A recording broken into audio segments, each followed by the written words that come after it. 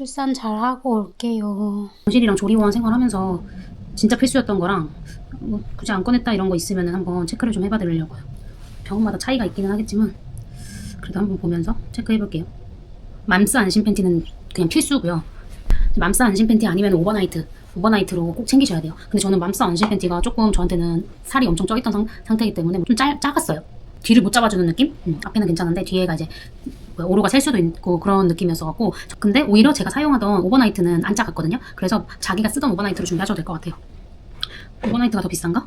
어쨌든 편하신 대로. 난 생리대를 대중소 애니데이를 다 챙겼는데 우유 수유를 하거나 유축을 하고 나면 좀 많이 나오고, 그렇지 않을 때는 좀 또 적게 나오고, 그렇기 때문에 언제 많이 나올지 모르니까 대형 위주로 준비를 하시는 게 좋을 것 같고, 안심 깔개 매트. 깔개 매트 같은 경우에는 병실에서 계속 필요할 때까지는 계속해서 깔아줍니다. 새로 갈아주시고 계속 해주셔요. 왜냐면 처음에는 맘스 안심 팬티를 처음부터 입는 건 아니고, 수술을 하고 나서 배에 있는 오로가 배출이 되고 맘스 안심 팬티를 입어요. 그 전까지는 안심 깔개 매트를 그냥 밑에 아무것도 입지 않은 상태에서 깔개 매트를 깔아두고 생활을 합니다. 그게 이틀 정도였던 것 같아요. 그때까지는 다 지원을 해주고 그 이후부터는 사실 크게 필요하지 않습니다.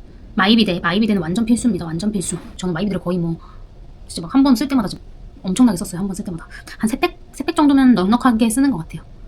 실에 있는 5박 6일 동안 샤워를 못해요. 샤워를 아예 못하고 상체부터 물이 닿으면 안 되니까 수술 부위에 샤워 티슈 그거 사용했습니다. 그것도 아주 알차게 잘 썼어요. 그냥 한 5박 6일 중에 이틀 3일은 아예 제가 움직이는 것 자체가 너무 힘들었으니까 한 2-3장? 하루 아침에 하나씩 써가지고 한 2-3장 정도 썼던 것 같아요.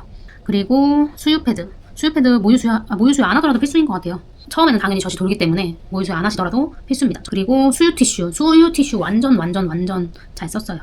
우리가 잘 씻지도 못하는데 애기한테 물리기가 좀 찝찝하잖아요. 물로 이렇게 몇 번 씻고 가야 되는데 저는 그것도 좀 찝찝한 거예요. 아예 안 씻은 상태에서 여기만 물로 닦는 거니까. 그리고 유두복이 굳이 미리 사실 필요가 없는 것 같습니다. 병원 신생아실에서 젖 물리는 연습을 시키려고 수유콜이 오면 유두복이를 추천해주시고 내가 써보고 막 할 수 있어요. 계속 바꿔가면서 써봤던 것 같아요. 근데 너무 크면 또 애가 이렇게 막 뻑뻑대고 막 불편감을 많이 호소해요. 이렇게 낀다고 막 여기에. 그리고 또 작으면 못 발고. 그래가지고 여러 번 써보다가 저는 마지막쯤에 메넬라 M 사이즈 20ml짜리 M 사이즈를 구매를 했어요. 약국 내려가서 사갖고 조리원에 올라왔어요. 저는 약국에서 23,000원에 주고 샀는데 조리원에서는 계속해서 그걸 쓰고 있고 잘 맞아요. 그게 모유 저장팩은 저희는 젖병을 계속 주셨기 때문에 굳이 필요하지 않았습니다. 그 다음에 텀블러는 뭐 당연히 필수로 가지고 오시면 편하고요. 그리고 마스크도 당연히 챙기셔야 되고, 각 티슈 같은 경우에는 안 썼어요. 그래서 남편한테 돌려보냈어요. 병실에서는 당연히 없어요, 각 티슈 같은 거. 그런데 그냥 그 화장실 그냥 두루마리 휴지 있잖아요. 그거 여분 하나 더 주니까 그냥 그거 쓰다가 없으면 또 그것도 채워주시고 하니까 굳이 필요하지 않습니다.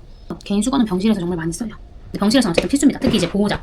병실에서는 수건을 딱 한 장, 입실할 때 딱 한 장, 입원할 때 딱 한 장 주고 그 뒤로 안 줘요.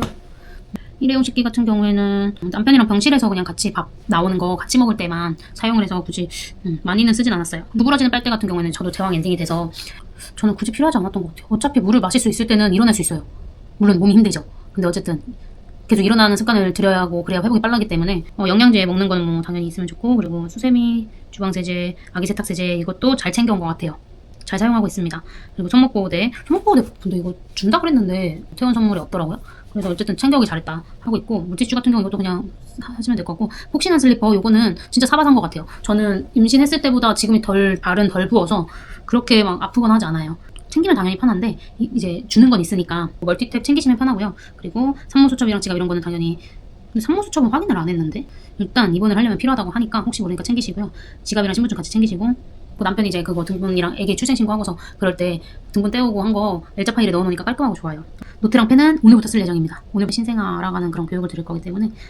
그 외에는 뭐 제 관련된 건데 손톱깎이 꼭 챙기세요. 엄마 거 손톱깎이 꼭 챙기세요. 생각보다 입원 생활이 길어지면서 손톱이 진짜 많이 자라고, 애기 이제 조리원에 오고 나면 애기를 거의 계속 보거든요. 근데 손톱이 생각보다 굉장히 신경 쓰여요. 손톱깎이랑 그거 가는 거 그거까지 같이 챙기면 좋을 것 같아요.